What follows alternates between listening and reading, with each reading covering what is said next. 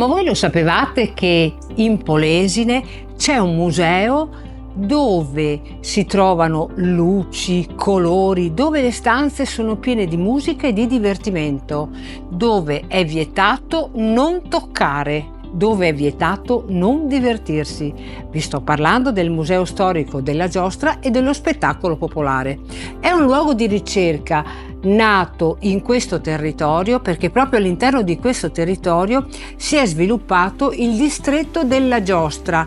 Non a caso in questa zona, perché in questa zona due meccanici della bicicletta, guardando la realizzazione in altri paesi di giostre alimentate con la corrente elettrica, hanno messo insieme un prototipo che ha fatto sì che la costruzione delle giostre avvenisse e trovasse sviluppo proprio in questo particolare territorio.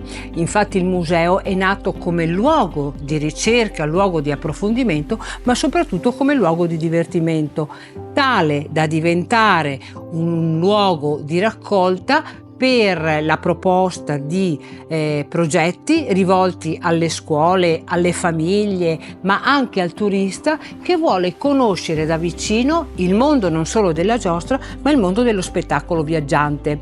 Infatti si parte con la storia degli spettacoli di piazza per arrivare all'ultimo piano, dove è possibile azionare gli organi meccanici che si trovavano nelle piazze, dove è possibile vedere delle piccole giostre in movimento.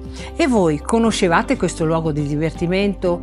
Ci siete mai stati? Vi invito a prenotare la vostra visita e a fare un salto in questo luogo magico che si trova a Bergantino.